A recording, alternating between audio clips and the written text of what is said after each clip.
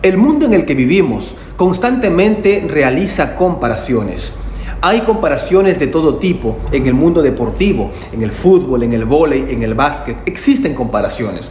En el mundo empresarial existen grandes comparaciones entre una y otra empresa.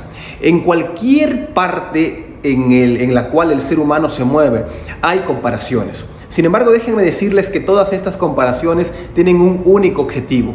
Es poder ver cuál de ellas es el más fuerte, es el más poderoso. Existen comparaciones civiles, nacionales, con el propósito de ver qué país es el más fuerte y el más poderoso.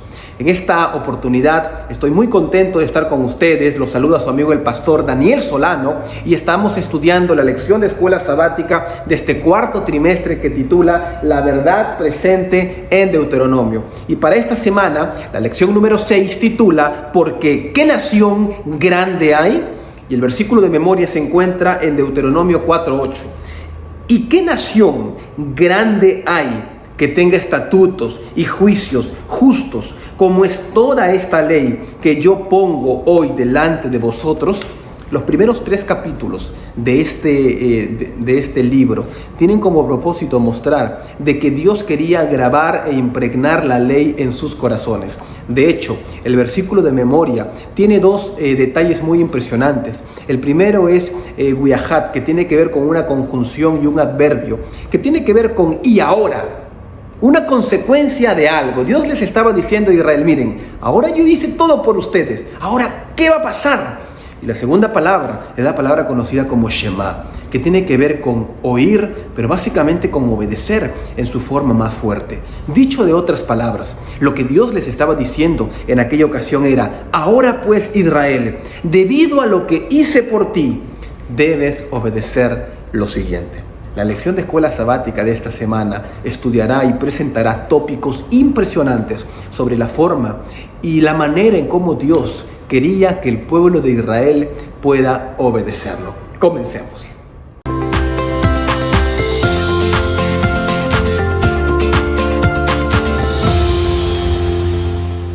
El primer punto de la lección de esta semana tiene que ver con la obediencia directa a la ley de Dios.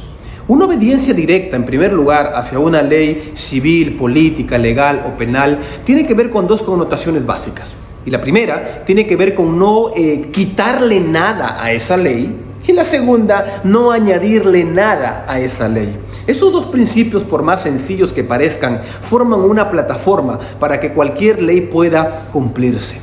Y esos 2 mismos principios eran los principios que Dios quería que el pueblo de Israel pueda impregnar y pueda practicar en su vida cotidiana. Dios había colocado sus estatutos y mandamientos a través de Moisés. Y el propósito de Dios era que Israel no pueda quitar nada a la ley, ni tampoco pueda añadir nada a la ley. ¿Por qué? Porque si ellos en primer lugar quitaban algo a la ley, ese era el primer paso para desobedecerla e iniciar una apostasía o la apostasía. Y añadiendo algo a la ley, de forma definitiva, también lo llevaría por el mismo camino. Y Dios quería que Israel pueda concebir en su mente y en su vida práctica que no podían ni añadir ni quitar nada a la ley. Hay una cita que me impresiona que se encuentra en Mensajes Selectos, tomo 2, páginas 133 y 134. Y dice lo siguiente, por favor acompáñenme con la lectura. Satanás ha sido perseverante e incansable en sus esfuerzos por seguir la obra que comenzó en el cielo, para cambiar la ley de Dios. Ha de tener éxito en hacer creer al mundo la teoría que presentó en el cielo antes de su caída, según la cual la ley de Dios sería defectuosa y necesitaría una revisión. Una gran parte de la profesa iglesia cristiana muestra por su actitud, aunque no por sus palabras, que ha aceptado el mismo error. Queridos amigos, este primer punto es un ancla dentro del mundo cristiano. Y digo que es un ancla porque es un error garrafal añadir o quitar algo a la ley. Y es increíble porque estos aspectos se ven de forma práctica en la vida de los seres humanos. Hay un mandamiento, por ejemplo, que dice: no tendrás dioses ajenos delante de mí, o no te harás imagen ni ninguna semejanza. Déjenme decirles que este mandamiento no solamente tiene que ver con hacer algo físico para eliminar a Dios. Tiene que ver con cualquier cosa, acción, objetivo o causa que el ser humano coloque delante de sí por encima de Dios. Si tú trabajas y colocas el trabajo por encima de Dios, estás haciendo un Dios ajeno delante de ti.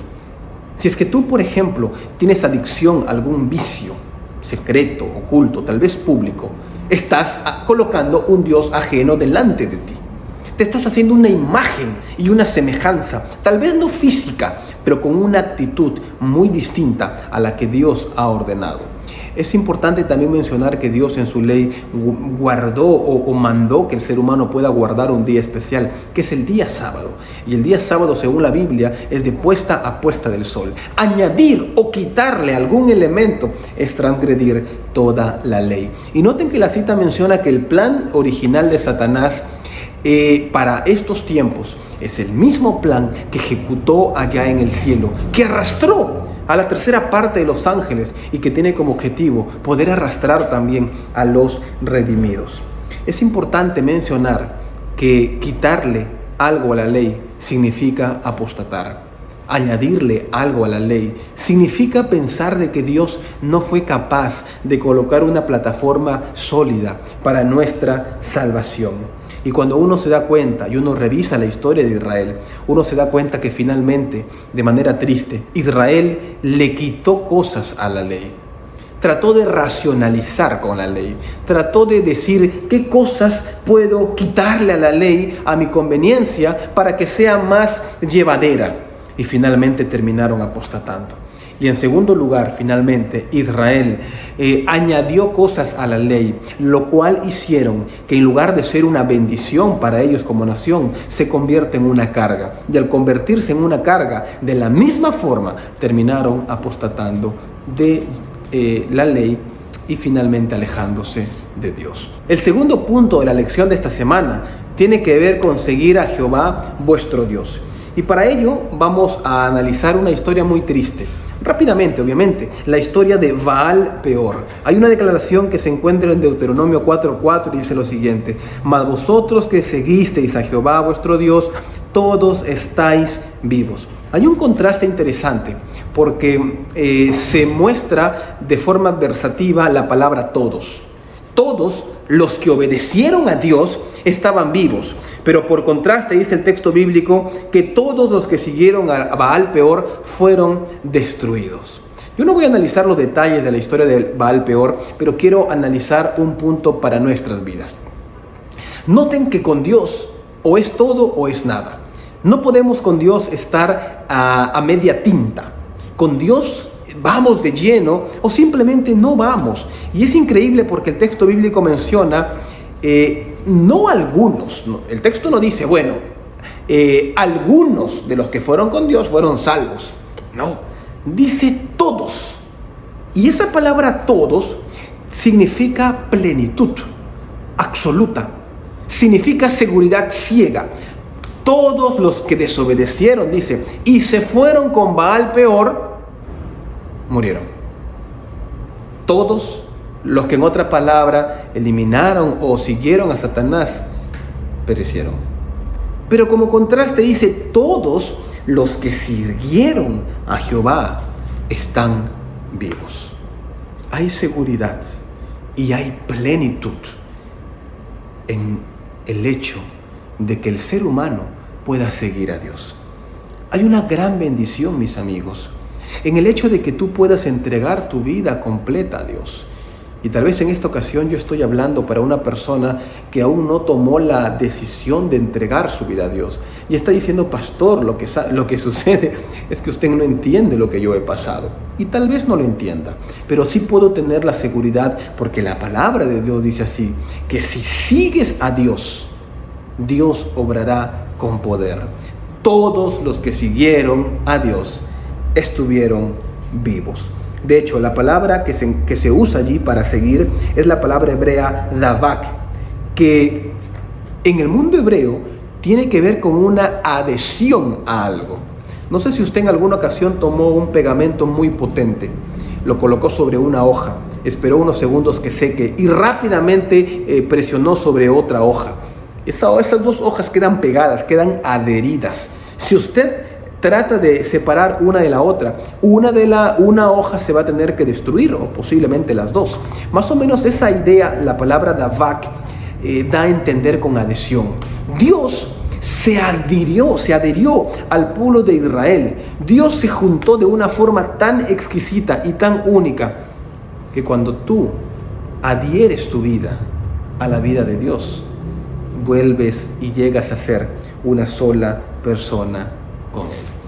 Finalmente, queridos amigos, el tercer punto de la lección de escuela sabática de esta semana tiene que ver con la pregunta del título de esta semana: ¿qué nación grande hay?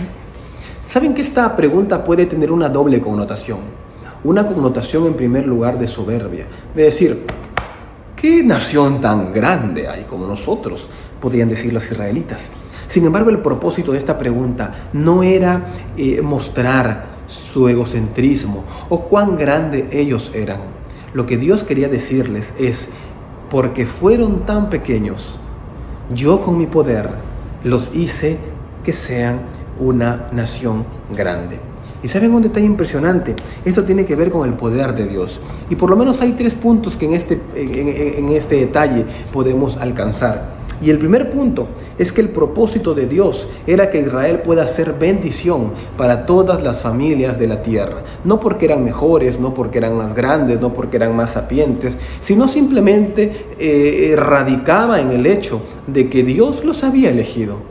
Así que la salvación tiene que ver con elección. Dios elige a todo el mundo para ser salvo. Dios no elige porque eres blanco, porque tienes dinero, porque eres mestizo, porque eres de un país tal. No, Dios te elige por elección. Y déjame decirte, querido hermano, que Dios en la cruz del Calvario eligió a todo el mundo para que pueda ser salvo.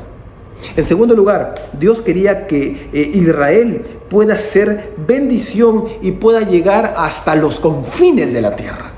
Es decir, la misión de Israel no solamente tenía que ver con un momento local. La misión de Israel era una misión global. Y de hecho, el apóstol Pedro en su carta dice: mas vosotros sois ahora linaje escogido, nación santa, real sacerdocio, pueblo adquirido por Dios para que anunciéis las virtudes del que os llamó de las tinieblas a su luz admirable. Lo que en otras palabras Dios quería con Israel era que ellos puedan de forma expansiva llegar a los confines de la tierra, pero tristemente no lo hicieron, y ahora esa misión se abre y se expande para todos los que creen en Él. En tercer lugar, ellos tenían que concebir esa responsabilidad tan grande. ¿Saben por qué? Porque de su línea, de su nación, nacería el Mesías prometido. No iban a ser de una nación de otro lugar, iban a ser del mismo Israel. Y ese posiblemente podría ser el privilegio más grande que ellos tuvieran. Sin embargo, la historia comenta que tristemente el mundo del primer siglo tuvo al Mesías, tuvo al hombre del que hablaba Isaías, del que hablaba Abraham, del que profetizó Moisés. Lo tuvieron frente a sus ojos y no pudieron concebirlo. Y esa para mí es una lección espiritual muy fuerte, porque tal vez Dios se está manifestando de diferentes formas a tu vida.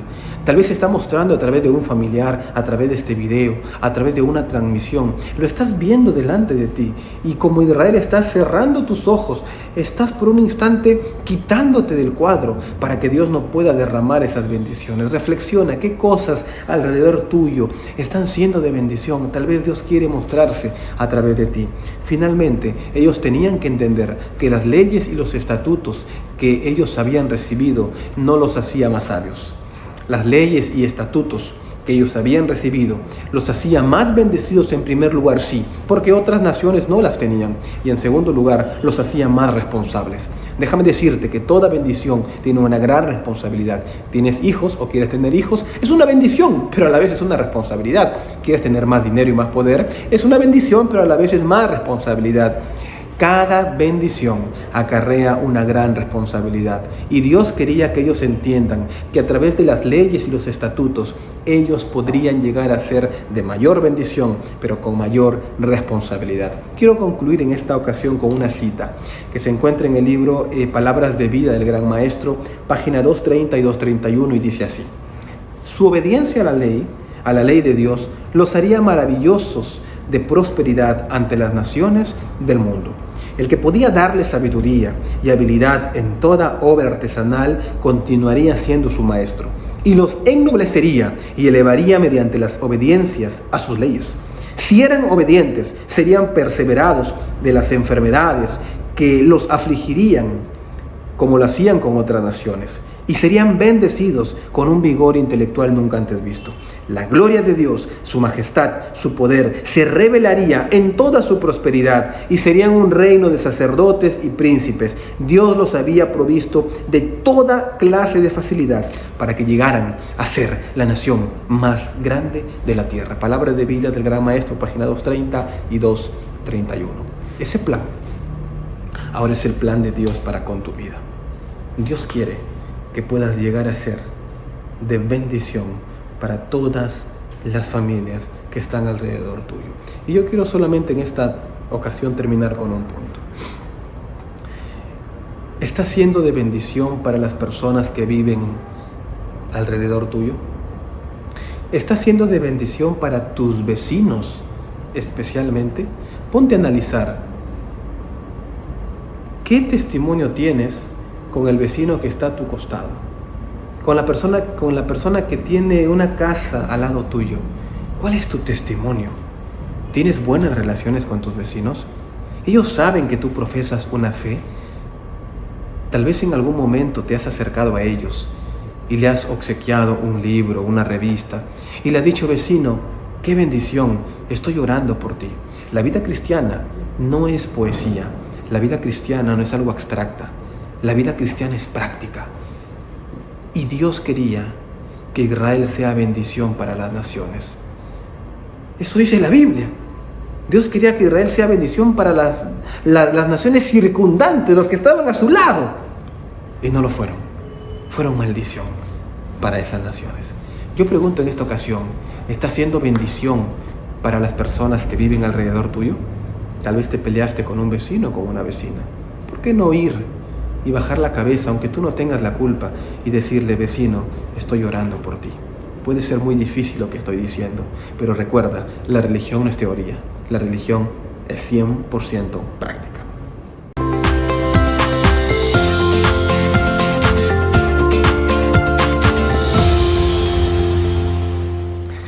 Bien, queridos amigos, hemos llegado a la parte final de la lección de escuela sabática. Realmente hay tesoros valiosos, gemas preciosas que usted y yo podemos extraer con el sencillo hecho de ir cada día a la palabra de Dios. No se olvide de compartir este video y que pueda ser de gran bendición para usted y para todas las personas que usted conoce. Un gran abrazo, nos vemos la próxima semana. Dios los bendiga.